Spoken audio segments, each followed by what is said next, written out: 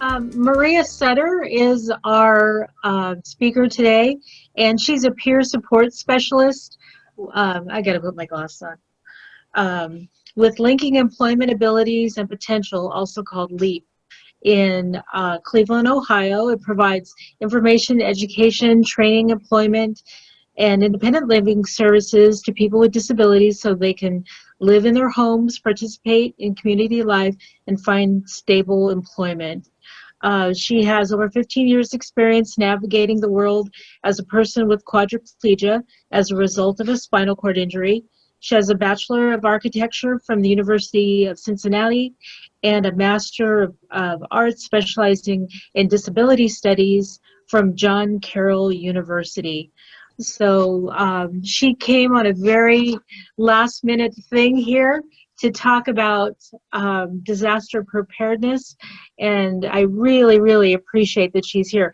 And she's wearing purple. What else could you want in the world? Jeez, I'm a purple fanatic. Maria, you're my new best friend. Yeah. Excellent. Yeah. Well, Elaine, I'm glad that you reached out when you did. Better late than never. I don't mind. And it's been a real joy to just participate yesterday. So I'm going to try to condense down my 3 1.5-hour sessions on disaster preparedness into a half an hour. So if I get to the end and there are questions and you want me to stop, somebody just interrupt and say, wrap it up. And then, I will coordinate a way that I can provide this information for everybody who's joining so they can access it afterwards. I am going to attempt to share my screen. There's a button that says share screen. We'll see if it works. Here we go. Okay, so as Elaine mentioned, my name is Maria Sutter. I'm a peer support specialist at an independent living center in Cleveland called LEAP. And we put together this emergency and disaster preparedness webinar actually pre-COVID. We got a grant to bring this kind of stuff to people in the Ohio area. And we had set up all kinds of in-person stuff. And COVID hit, we had done 2 presentations, and we sort of had to audible and came up with a webinar, and we've been kind of broadcasting it and trying to get it out there ever since. So the way we normally do it is in 3 sessions and break it down a little bit of information at a time. I kind of went through and distilled it to what hopefully will run about a half an hour. And it'll get you really the highlights and the basics, and then I can let you guys know when we're going to be running the series again, and that way you can get the full experience. So I'm calling this the Disaster Planning Quick Guide, and what we're going to try to do is first talk about how to increase awareness. So real quick, becoming familiar with different types of disasters, and then really talking about disaster prep. So the idea of building a personal support network, creating a financial first aid kit, among other things. And then we'll talk about how you assess your needs and capabilities. And then finally, creating an individual disaster plan, and probably one of the most necessary things, your multiple emergency kits. So first, like I said, we're going to learn how to understand disasters by increasing awareness. So the first thing we want to look at are types of disasters. And it kind of breaks down into 3 different types. You have natural, technological, and man-made. The natural disasters are what we're most familiar with because it's what we deal with kind of most repeatedly. So it's going to be any of your weather or health-related disasters. And then technological disasters are more like power outages, chemical spills, that kind of stuff. And man-made disasters fall into things that are unfortunately becoming more recurrent, like riots, terror threats, those kind of things. And then when you're looking at a natural disaster, the thing, especially more specifically for weather disasters, is the idea of the watch and the warning. Because you're going to get a lot of your communication through broadcast news of some sort, we're all used to those weather watch and weather warnings coming flash through. And in general, you just want to remember that the watch means you need to be prepared. So you need to be thinking about what you're going to be doing. And then when you see the warning, that's when you want to take action. For those of us with more needs and needing more prep time, when you see a watch, you want to take it maybe a little bit more seriously than your neighbor and get yourself moving either to your safe spot or letting people know what you're going to be doing to protect yourself during this disaster. So what I really want to spend time on is the pre-planning strategies. These are the things that you can do today, yesterday, and tomorrow to really be ready for when things happen. So the first thing I recommend is that you research your resources. And there's several levels of this. And so you first want to know kind of your national resources. And in most parts of the country, you can access by phone or now by app, United Way's 211. And it's a great service even when there isn't a disaster, because you can call 211 and they can help you locate any kind of agencies in your area. So if you've just moved to a place and you don't know where to get home care agencies, they can help you with that. If you need, Meals on Wheels, they can help you with that. If you're trying to connect with like local representatives, they can help you there too. But during an emergency, 211 is a way for you to let your emergency response departments know that, where you're located exactly and what your needs are. So I could call them and say, I'm here in the Medina, Ohio area, and I am in a wheelchair and there's a giant tree down and it's blocking my wheelchair van.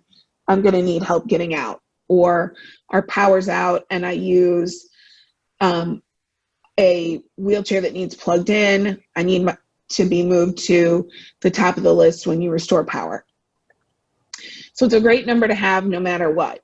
The other things you should try to locate are FEMA, which is the Federal Emergency Management Association or Administration, and the Red Cross. They operate all over the country. From a national level on FEMA's website, they have just tons of information about how to prepare for disaster.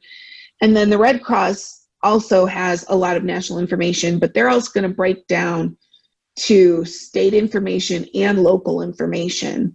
And they're going to help with anything from a shelter you might need to go to when you're trying to return back to your home after a disaster. If you find out that there's been damage, they're going to be able to help you get either temporary housing or relocation, or start getting you financial resources in place to help you rebuild. From a state level, you're always going to want to look for your state Office of Emergency Management. And I was briefly on Oregon's Office of Emergency Management website. They have a lot of information, especially they have a whole section about, if you need financial help during disasters, which you guys are being hit, kind of doubly hard because you've been dealing with COVID and now all these wildfires. And it also talks about a lot of financial avenues to pursue if you've had damage, if you need help getting things rebuilt. So I think it's something for you to go ahead and log in and bookmark, and they have a lot of information. Then on a local level, you really want to get to your county Office of Emergency Management and your health department. A lot of times your county or city Office of Emergency Management will have ways that you can register in your county so they know who you are, what your needs are, where you live. And then what I really recommend is contacting your local fire department. You can do this today. I did it when I first moved back with my parents, let them know my address, you know, what my needs are. And so they know me whenever I call and need who knows what. But they, you know, they'll know if I call during an emergency and say, hey, I can't get out of my house, I need help. And they'll know me and know what I need. It's also good to know what preferred hospital you would want to go to and a preferred urgent care so that you can tell people who might be helping you in a disaster, and so you don't just end up anywhere. Another really good resource is your emergency vet if you have a service animal or just for your pets. Having their information all, you know, in one place. And I always recommend for all your local resources that you try to find local numbers, not 800 numbers, because those kind of numbers, when there's an emergency, they're going to go to some call system and you're never going to get through. The next thing you need to do is decide where you're going to go. So you always want to think about, like, if you have to leave your home, where is somewhere close by you can go, maybe for a couple hours, maybe for a couple days. And if you have to really get out, where can you go? And maybe you have more than one place, one that's, you know, within 40 minutes and one that's several hours where you can go. And for myself as a wheelchair user, knowing that I might have to get transportation that's going to take me out of my house but not take my wheelchair, at one of my safe places is my sister's, and I keep a backup chair. So any kind of backup supplies you can keep at your safe places is always a good idea also.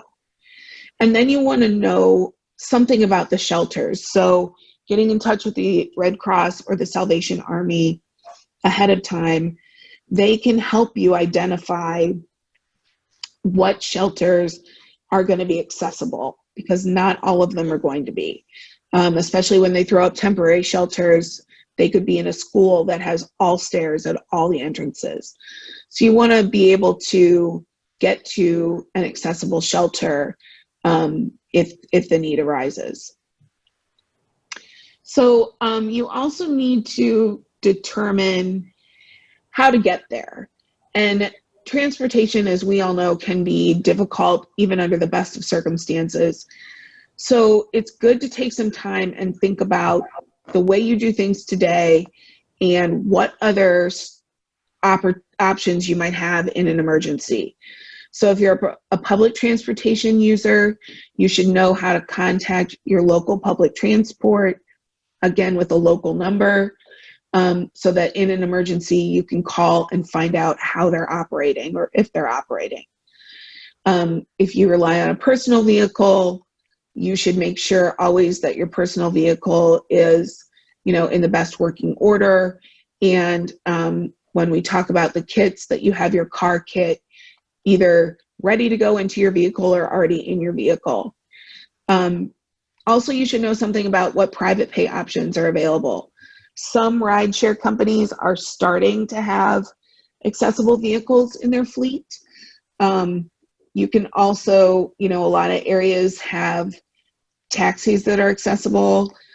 Here in Ohio, we have something called Provide a Ride, which you want to get set up with before because you have to have an account. But you can call them and get rides. And sometimes private ambulance companies during emergencies will open up to just doing, you know, individual calls. So it's good to know if there are some of those ambulance companies in your area and some of their numbers, and if this is a service they would provide. And then you want to think about emergency vehicles. So this is usually going to be your local fire department and an ambulance. But again, if you've talked with them, they know where you're at, they'll know your needs. And then I always like to add, you have to also kind of think outside the box. So if you know somebody whose vehicle you can transfer into with the slide board, maybe they have a trailer they can haul your wheelchair, or you can have your mobility equipment at the location you're going to, whatever you can possibly think about to get yourself out if you need to. Next, you want to be able to prepare your home. So you want to make sure you have working smoke detectors and carbon monoxide detectors. You want to make sure your home is decluttered. So if your power goes out and you're in the dark and your phone battery dies and you don't have any light, you're not going to run into something, knock something in your path.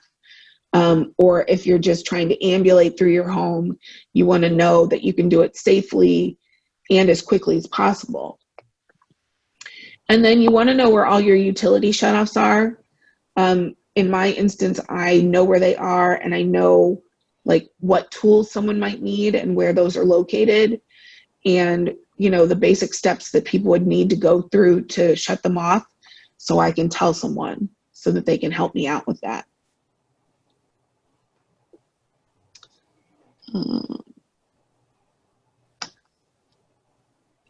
You also want to understand who will be able to help you. So like I said, you want to gather contact information of your local emergency response organizations, and always try to get local numbers. Sometimes you can't. Sometimes you can find an actual person who might work for them that you can have a direct contact. And then you want to create what's called a personal support network. And the personal support network is a group of people who are going to be able to help you get your research and all your documenting done for this pre-planning, and update your pre-planning as time goes on. They're going to be able to help you get your emergency information together, your medical information together, gather up your emergency kits, and work with you for getting other disaster plan items together. It's good to have at least a minimum of 3 people that you know and trust. And if you are someone who works outside your home, obviously maybe not right now, but normally if you're in an office, you want to create a disaster plan and a personal support network that includes people both for home disasters and work disasters. So, these are people who are going to have access to financial information. They might have keys or a code to your home. So you want to make sure they're people you trust. Typically, it's going to be family or friends, possibly neighbors or coworkers, and in some cases, like your service providers, your home health aides, your nurses, those kind of people. So you want to actually, again, physically write things down. We are very reliant on technology, and it's great to have it in our, phones and laptops and tablets. But when the power goes out and your backup batteries all die, you need a piece of paper. I don't know people's numbers. I will never remember all these people's numbers anymore. It's not what we do anymore. So writing it down is a good idea. So you want to consider like who you're going to contact first, second, and third. Those people are probably going to go on the top of your list. You want to think about how you're going to contact them and have that written down. You also want to think about, if you're stranded, how often will these people check in on you? How often will they hope that you're checking in with them? Again, you're going to give people access to your home, so they might need keys or a code. And you want to think, if you have to evacuate, where are you going to go? And these people, whomever you're going to go stay with, or whoever's going to help you get there, they should be part of your network. And you also want to think about people who are going to advocate for you. There are situations where maybe we're not going to be able to be our best advocate, and we're going to need people to help us with that. those people should be included on your network. And then, like I said, if you want people to have access to your important documents, which most likely you will, you want those people included. And not everybody in your personal support network has to be able to do all these things. That's why if you see here, in my network, I have a lot of different people, and they don't all fill the same role, but they are all necessary. And the last thing you want to make sure you do is have your financial documents together. FEMA has this really good, super in-depth emergency financial first aid kit, or EFAC, that they walk you through, and they let you fill out everything, and you can put a lot of it into a database and store it. But I also recommend, like I said, making a photocopy of these things, putting it in a waterproof Ziploc bag, and then putting it with your disaster kit. You're going to include, identification, your social security cards, copies of your passport, insurance cards, prescription cards, any insurance policies, your mortgage, your rent agreement, and then if you have a living will, if you have any other kinds of wills and trusts, you should have some sort of information about those, even if it's just account numbers and telephone numbers written down. If you have designated someone your power of attorney for healthcare or for finances, that should be documented. That way, if you can't advocate for yourself, anyone trying to help you will know who to talk to. And if you have a DNR, make sure you have copies of that. You want to make sure you have information about your bank accounts and the investment accounts, and then copies of credit cards. At least 1 or 2 copies of cards. You can also just have a spare credit card in with all of this information. It's good to have all this together anyway, but if you have it then in one of your already designated kits, and you can just grab it and take it with you, then you'll have everything you need. So now that you've done all this pre-planning, you need to assess really your basic needs. So you need to think about what you're able to do for yourself today, and then when disaster strikes, what additional assistance you might need. And then you're going to create a list of all this stuff. So for example, this is a sheet out of a personal assessment that we've created here at LEAP. And this is like your daily living sheet. And it's broken down into personal care, adaptive feeding, and personal care equipment. And then you see it's got 2 columns. And you just want to put as much information in here as possible, because it's really going to help you identify what kinds of things you're going to need assistance with from your personal support network, what you're going to need to include in your personal disaster kit. So briefly, for example, for dressing, I need maximum assistance both in bed and in my chair today.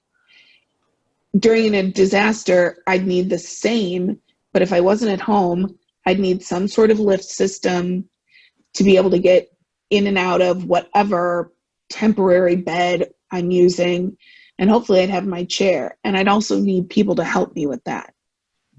So the personal assessment goes through daily living, it goes through evacuating, it looks at your home, looks how you do pretty much everything from a day-to-day perspective, and then how you would do it in the event of a disaster.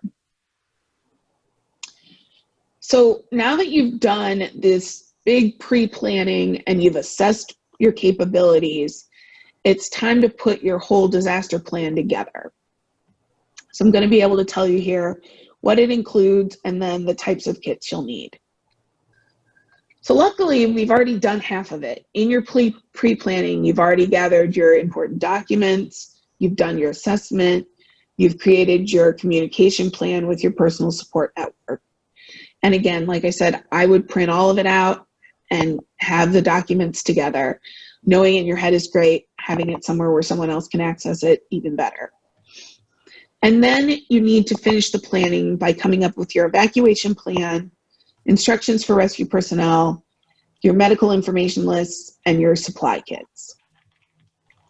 So what you see here is just a drawing of the condo I live in. And what I've indicated is each room. So you want to physically draw it out, label the rooms, and then I went through and actually drew in exactly how I'd get out. Seems silly, but you don't have to think about it if you've already thought about it. And if someone else is with you and you can't communicate, they can find this and they'll know how to get you out. And then I've also indicated, in the case of a fire, you see at the top in the back, there's an F. That's where I would go if there was a fire. If there was a tornado or an earthquake, you see the T and the E. That's where I would go into the master bathroom or the hallway to stay protected. You also want to consider outside meeting places where you and your family would meet up if you go out one door and they go out another. Safe places further away from your home. And then the supplies that you would potentially need at your safe place. The next thing I suggest is actually writing out instructions for rescue personnel. Mine read like this. My name is Maria. I have a spinal cord injury and a T-tube. I use a power wheelchair, and then I tell them how to drive it. You can drive it using the joystick, etc., etc. Flip it on, blah, blah, blah. I have a service dog named Bronson. Please bring my medications, supply bag, and chair charger from my room, and Bronson's food and medications from the kitchen. With that little card, they know if I'm incapacitated in any way, how to get me out of my house and somewhere safe. The other thing you can have are things called a vial of life. And if you Google vial of life, you will find them all over. And they are going to contain instructions for rescue personnel, as well as your medical information, your medical history, all your information about meds. And typically you can print out an image similar to the red one you see here, and people will hang that on the front of their refrigerator.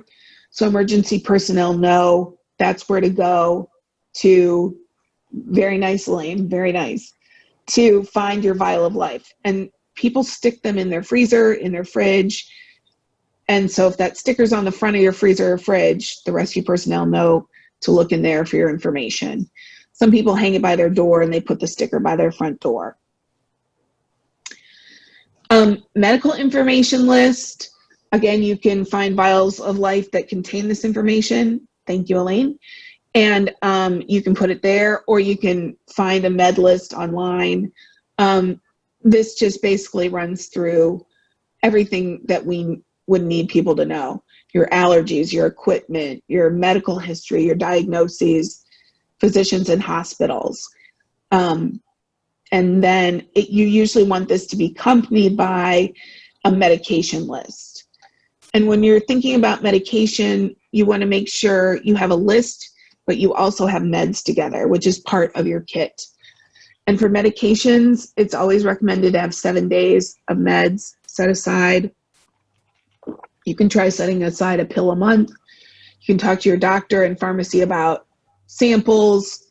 You can, call the drug companies and see if you can get samples.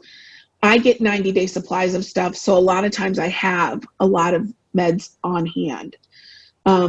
Make sure that everything is kept in a handy location. Try to get extra refills if possible, at least if it's on file with your pharmacy. Make sure you know how to store your medications and you know how long they're good for. So you have these extra medications set aside. If they're good for a year, make sure every year you change them out. And always have a plan with your doctor and your pharmacy for how you'll get meds in an emergency. So last, we'll hit these supply kits. And the basic supply kit and the car kit are very similar. So you can have a portable basic supply kit that you take to your car, or you can have a duplicate, one in the house, one in your car. You want first aids, flashlights, basic toolkits, duct tape, a battery-powered radio, all kinds of batteries, chargers. Then you need some toiletries, antibacterial items.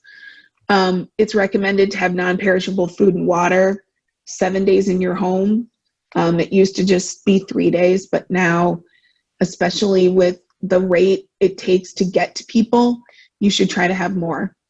You want to make sure you have, rain gear and snow gear and blankets in your cars and easily accessible in your home.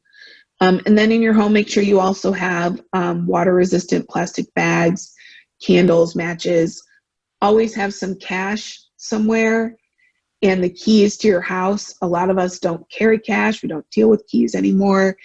But when there is no power and you have to get somewhere, you may have to rely on those kind of more rudimentary things.